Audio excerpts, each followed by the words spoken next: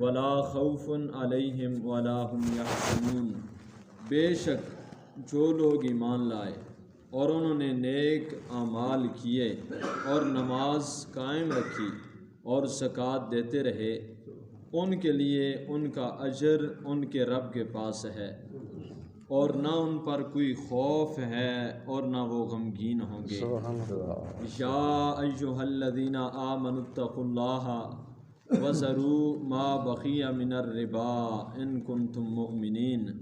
اے ایمان والو اللہ سے ڈرو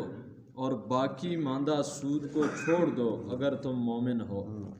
فَإِن لَّمْ تَفْعَلُوا فَأْذَنُوا بِحَرْبٍ مِّنَ اللَّهِ وَرَسُولِهِ وَإِن تُبْتُمْ فَلَكُمْ رُءُوسُ أَمْوَالِكُمْ لَا تَظْلِمُونَ وَلَا تُظْلَمُونَ، پس اگر تم ایسا نہ کرو تو اللہ اور اس کے رسول کی طرف سے اعلان جنگ سن لو، اور اگر تم توبہ کر لو تو تمہارے اصل مال تمہارا حق ہیں، نہ تم ظلم کرو اور نہ تم ظلم کیے جاؤ گے۔ وَإِن كَادُوا ذُو عُسْرَةٍ فَنَظِرَةٌ إِلَىٰ مَيْسَرَةٍ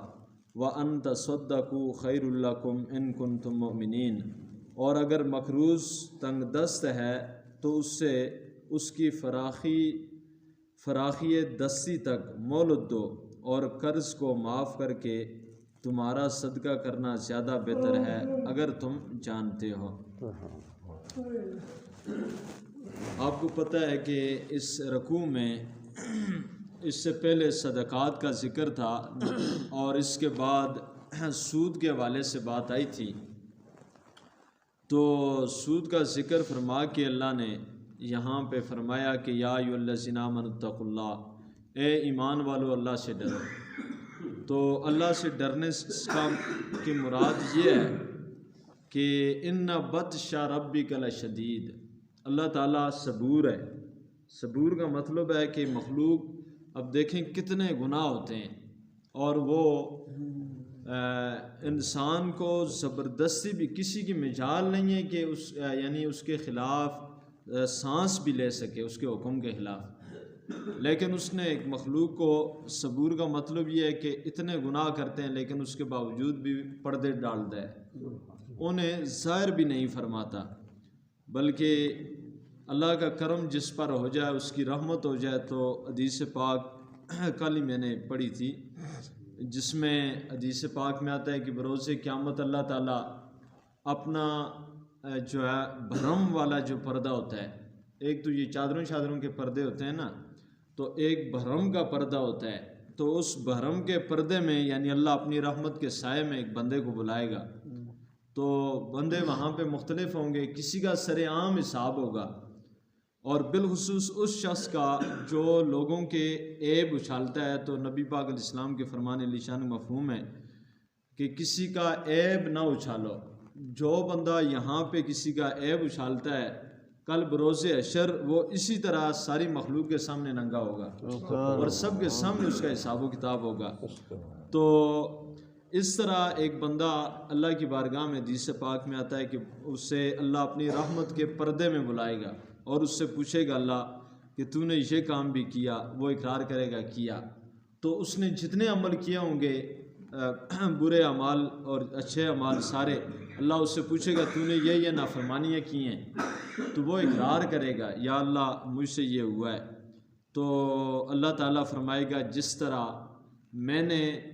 دنیا میں تیرے عیبوں پہ پردہ ڈالا ہے، آج بھی اسی طرح پردہ ڈال کے میں تیرے گناہوں کو معاف کر رہا ہوں۔ تو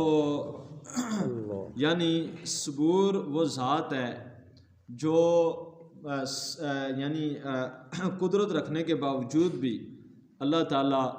لوگوں کے گناہوں کو دیکھ کے انہیں پکڑتا نہیں ہے۔ تو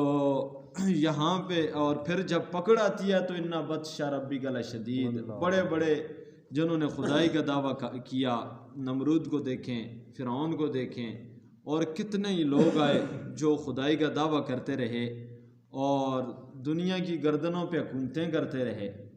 لیکن جب ان بطش ربک لشدید، بے شک تیرے رب کی پکڑ بڑی شدید ہے، سخت ہے، تو جب اس نے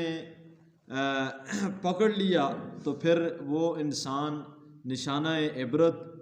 اور وہ پوری کائنات کے لیے عبرت کا نمونہ بن کے رہ جاتا ہے۔ تو اس لیے فرمایا کہ اللہ تعالیٰ سے ہر موقع پہ ڈرنا چاہیے کہ ہم جو عمل بھی کر رہے ہیں اللہ تعالیٰ کی ذات دیکھ رہی ہے۔ اور ساتھ میں اللہ نے فرمایا کہ باقی ماندہ سود کو چھوڑ دو۔ جب سود کی آیات نازل ہوئیں تو کافی سارے ایسے لوگ بھی تھے جنہوں نے کلمہ پڑھ لیا تھا لیکن کام یہی کرتے تھے، بعض لوگ ایسے تھے۔ تو اس وقت اس طرح ہوا کہ اللہ تعالیٰ کا یہ حکم آ گیا کہ تم نے جو سود کا کاروبار کیا ہے، اگر کسی کو قرض دیا ہے تو اصل مال تو تمہارا ہے لیکن باقی سود کو چھوڑنا ہوگا۔ تو وہ تو صحابہ اکرام تھے۔ تو جو ہی اللہ کا کوئی بھی حکم، کوئی نبی پاک علیہ السلام کا فرمان سنتے تو دل و جان سے اس پر قربان ہو جاتے اور ممکن ہی نہیں تھا کہ اس کے خلاف کرتے۔ تو آج بھی اگر کوئی بندہ آج تو ہر بندے کو پتہ ہے کہ سود لینا یہ حرام کام ہے، اور آگے اللہ نے فرمایا کہ اگر تم ایسا نہ کر سکو، ایسا اگر نہیں کرو گے، یعنی اللہ کا فرمان سن کے پھر بھی اگر سود کو نہیں چھوڑے گے تو سود کے لیے سب سے بڑی جو سخت آیت ہے اور جو سخت حکم ہے وہ اس آیت میں ہے کہ اللہ نے فرمایا اگر تم ایسا نہ کرو گے تو اللہ اور اس کے رسول کی طرف سے اعلان جنگ سن لو۔ یعنی سودی بندہ، اللہ تعالیٰ نے فرمایا کہ میں اس کے ساتھ اعلان جنگ کر رہا ہوں، میرا رسول بھی اعلان جنگ کر رہا ہے۔ تو اعلان جنگ میں آپ ہمیشہ یاد رکھیں، اس جنگ سے مجھے ایک بات یاد آ گئی، جنگ میں ہمیشہ دشمن جو ہوتا ہے وہ اپنے مخالف کی سب سے بہترین اور سب سے پاورفل جو چیز ہوتی ہے اسے چھیننے کی کوشش کرتا ہے یا اسے تباہ کرتا ہے۔ اگر خدا نہ خواستہ کسی ملک پہ ایک دوسرا ملک حملہ کرے گا تو ظاہر ہے وہ آ کے دیہاتوں میں تو کچے مکانوں کو تو نہیں ڈھائیں گے، وہ یعنی ملک کے دفاع کی جو بہترین جو ادارے ہوتے ہیں جس طرح فوج ہے اور فوج کے پاس جو اسلحہ وغیرہ ہوتا ہے اس کو ایڈ کرتے ہیں، دارالحکومت کو ایڈ کرتے ہیں، اس سے تباہ کرنے کی کوشش کرتے ہیں۔ تو انہیں پتہ ہے کہ سب سے بہترین جو اثاثہ ہے وہ تباہ ہوگا تو سمجھے سارا ملک ہی تباہ ہو گیا۔ تو یہ جنگ میں ہوتا ہے۔ اس سے ایک بات یاد آ گئی کہ حضرت امام اعظم ابو حنیفہ رحمۃ اللہ تعالیٰ علیہ، امام اعظم ہیں، تمام جتنے بھی ائمہ گزرے ہیں سب کے امام ہیں اور سارے ان کے شاگرد ہیں بعد کے۔ تو یہ لدیسی ایک بندہ تھا یہ انڈیا میں، تو اس نے ایک مدرسے میں داخلہ لیا، تو چونکہ مسلک اہل حدیث سے وہ تعلق رکھتا تھا تو وہ اماموں کو نہیں مانتے، تو وہ امام اعظم ابو حنیفہ کی اس طرح توہین کرنے، ادب شدب ان میں نہیں ہوتا، تو اس نے کہا جی انہیں تو 3 حدیثیں نہیں یاد تھیں تو یہ تھا تو وہ تھا، ٹھیک ہے، اس طرح کی اس نے باتیں کی۔ تو اس وقت ایک عالم ربانی کی بارگاہ میں یہ واقعہ پیش کیا گیا کہ حضرت یہ معاملہ ہے، یہ بندہ اس طرح کر رہا ہے۔ تو اس عالم ربانی نے یہ جملہ کہا تھا کہ یہ بندہ عنقریب بد مذہب ہو جائے گا، یہ اسلام سے نکل جائے گا، یہ جملہ کہا۔ تو کچھ تھوڑے دن گزرے تھے کہ اس نے ایک اور مسلک تبدیل کیا، تو وہ قادیانی ہو گیا، جو غیر مسلم ہیں۔ آپ کو پتہ ہے کہ وہ غلام احمد قادیانی کو نبی مانتے ہیں، نعوذ باللہ۔ تو یعنی یہ جو ابھی 100 سال پہلے ایک بندہ گزرا ہے بدبخت، ایک گزرا، اس نے نبوت کا دعویٰ کیا تھا قادیانی نے، تو اس سے نبی کہتے ہیں وہ قادیانی، تو وہ قادیانی ہو گیا وہ بندہ، وہ جو اہل حدیثی تھا، اور تھا وہ دین کا عالم لیکن اہل حدیثی ہو گیا۔ تو اس عالم میں ربانی سے بعد میں ان لوگوں نے جنہوں نے پہلے شکایت کی تھی، انہوں نے کہا حضرت جب ہم نے کہا کہ یہ امام اعظم ابو حنیفہ کو برا بھلا کہتا ہے تو آپ نے کہا تھا کہ یہ بندہ عنقریب جو ہے اسلام ہی سے نکل جائے گا، تو آپ کو کیسے پتہ چلا تھا؟ تو آپ نے فرمایا کہ تم نے یہ حدیث نہیں سنی جس میں اللہ تعالیٰ نے یہ فرمایا ہے کہ جو میرے ولی سے دشمنی رکھے تو میں اس سے اعلان جنگ کرتا ہوں۔ تو مجھے یہ حدیث پاک پتہ تھی، تو اور یہ اصول بھی پتہ تھا کہ جنگ میں سب سے بہترین چیز چھینی جاتی ہے، تباہ کی جاتی ہے۔ تو انسان کے پاس سب سے بہترین چیز اس کا ایمان ہے۔ تو اس بندے کے متعلق مجھے پتہ چلا کہ امام اعظم سے بڑا ولی کون ہے، تو یہ ان سے دشمنی کر رہا ہے، تو یقیناً اس نے اللہ سے اعلان جنگ کر لیا ہے، اور اللہ تعالیٰ اس کی سب سے بہترین چیز کو لے گا اور اسے سلب فرما دے گا۔ تو وہی بات ہوئی کہ چند دن گزرے اور وہ ایمان سے بھی ہاتھ دھو بیٹھا۔ تو یہی اسی چیز کو، اسی آیت کو ذہن میں رکھ کے اس چیز کو بھی مد نظر رکھنا چاہیے کہ سود لینے اور دینے والے کتنے بڑے بدبخت لوگ ہیں۔ سود کا کاروبار کرنے والے، بالخصوص بڑا گناہ گار وہ ہوتا ہے۔ بعض لوگ تو بیچارے اس حد تک اس نوبت پہ چلے جاتے ہیں کہ وہ قرضہ اتنا اشد انہیں ضروری لینا پڑ جاتا ہے۔ اللہ تعالیٰ ہم سب کے حال پر رحم کرے کہ قرضے کے بغیر گزارا نہیں ہوتا، کوئی چارہ ہی نہیں ہوتا، تو وہ سود پہ بھی لے لیتے ہیں۔ تو جو بندہ وہ اس طرح سود پہ لے وہ بھی گناہ گار ہے، لیکن وہ کم ہے۔ اصل گناہ گار وہ بندہ ہے جو سود لے کے کھاتا ہے، ٹھیک ہے نا، مطلب سود لوگوں سے وصول کرتا ہے، پیسے پہ قرضے پہ لوگوں سے سود لیتا ہے، تو وہ ظالم ہے۔ اور ایسے لوگوں سے اللہ تعالیٰ نے اس آیہ مبارکہ میں اعلان جنگ کا اعلان فرمایا ہے۔ اللہ تعالیٰ ہم سب کو اپنے غضب سے محفوظ فرمائے۔ تو آگے اللہ نے فرمایا اگر مقروض تنگ دست ہے تو اس سے فراخی جو ہے، اس کی فراخیت دستی تک، یعنی جب تک اس کے پاس پیسے نہیں آ جاتے تو اس سے مہلت دو، اور قرض معاف کر کے تمہارا صدقہ کرنا زیادہ بہتر ہے۔ بعض لوگ ایسے ہوتے ہیں قرض لے لیتے ہیں، وہ قرض ادا نہیں کر سکتے، تو اگر بندہ معاف کر دے تو یہ اس کے لیے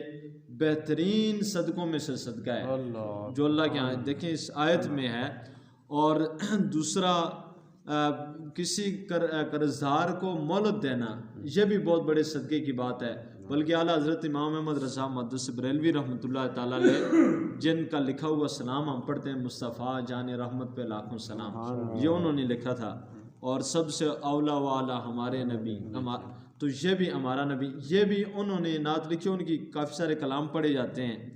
اور تو اعلیٰ حضرت رحمۃ اللہ تعالیٰ علیہ آپ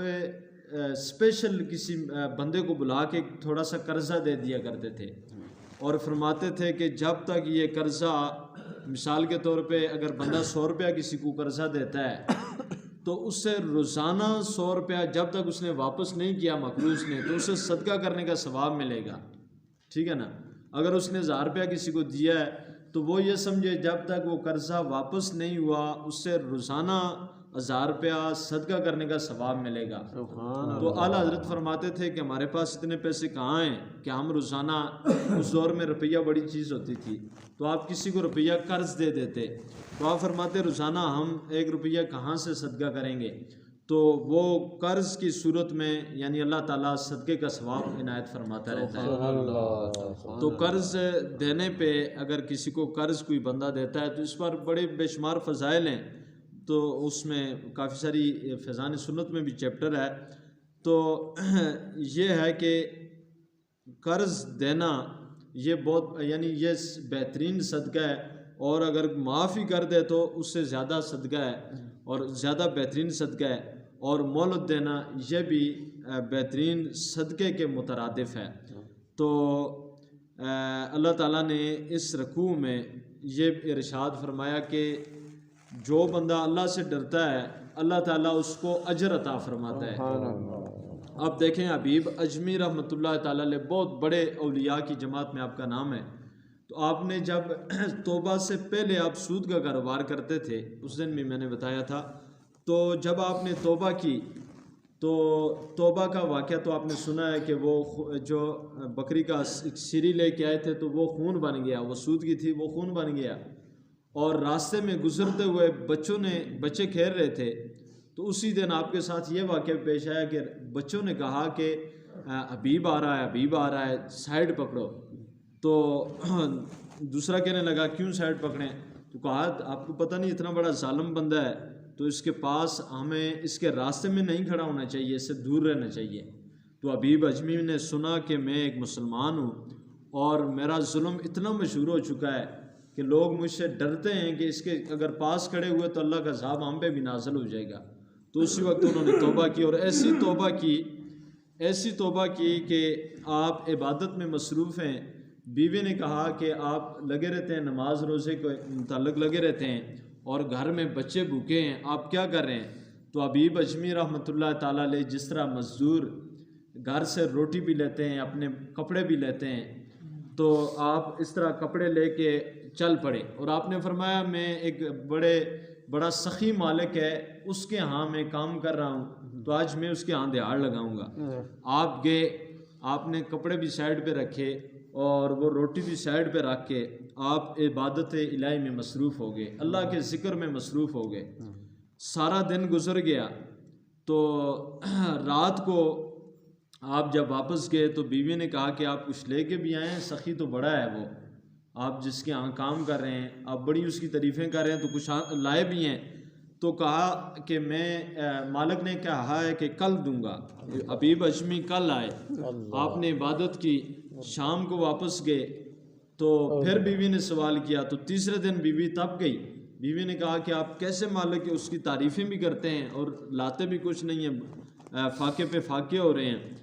تو تیسرے دن حبیب اجمی نے اللہ کی بارگاہ میں دعا کی اور عرض کی مولا ساری کائنات کو چھوڑ کے تیرے حکم پہ میں تیری بارگاہ میں آ گیا ہوں، تو اب رزق بھی تو عنایت فرمائے گا اور میرے گناہوں کو بھی تو ہی معاف فرمائے گا. تیسرے دن آپ نے یہ دعا بھی کی، اور شام کے وقت آپ جو ہے وہ گھر میں گئے تو گھر میں دیکھا کہ کافی سارا اناج پڑا ہے، غلہ پڑا ہے، مختلف کھانے کی چیزیں ہیں، کپڑے ہیں. تو بیوی سے پوچھا یہ اتنا سارا غلہ کہاں سے آیا، یہ اتنا سارا مال اور یہ کپڑے یہ کہاں سے آئے؟ تو بیوی کہنے لگی آپ جس مالک کے ہاں کام کرتے ہیں اس کے بندے آئے تھے اور یہ سارا سامان دے کے گئے ہیں، اور آپ کو پیغام دے کے گئے ہیں کہ حبیب کو کہنا کہ اسی طرح وہ اچھے طریقے سے مزدوری کرتا رہے. اور اس مالک نے یہ پیغام دیا ہے کہ یہ تھوڑا سا اجر ہے، یہ تھوڑا سا اس کو ہم نے معاوضہ دیا، ہم اس سے کئی گنا بڑھ کے اس کا معاوضہ دیں گے. وہ اس طرح اپنا کام جو ہے اس نے سلوک کے ساتھ، اس نے تدبیر کے ساتھ اپنا کام کرتا رہے. تو اب حبیب اجمی نے فرمایا کہ میں کس مالک کے ہاں کام کر رہا ہوں؟ میں تو اللہ تعالیٰ کی بارگاہ میں اپنے مالک، میں نے تو اپنے رب کو اپنا مالک کہا تھا، تو میں تو اس کی بارگاہ میں بیٹھ کے اس کا ذکر کر رہا ہوں. اور یہ جتنا بھی مال عطا کیا گیا ہے یہ رب کی طرف سے غیب سے اللہ تعالیٰ نے عطا فرمایا ہے. تو جب بندہ توبہ کرتا ہے، ایک عالم وہ ہے کہ راستے سے گزرتے ہیں اور بچے راستہ بدل لیتے ہیں، اور ایک عالم یہ ہے کہ مسجد میں بیٹھ کے اللہ کی عبادت میں مصروف ہیں اور غیب سے اللہ تعالیٰ رزق بھیج رہا ہے. تو جب بندہ توبہ کرتا ہے تو اللہ تعالیٰ یہ مقام عطا فرماتا ہے. تو اللہ تعالیٰ مجھے اور آپ کو عمل کی توفیق عطا فرمائے. آمین بجاہ نبی امین.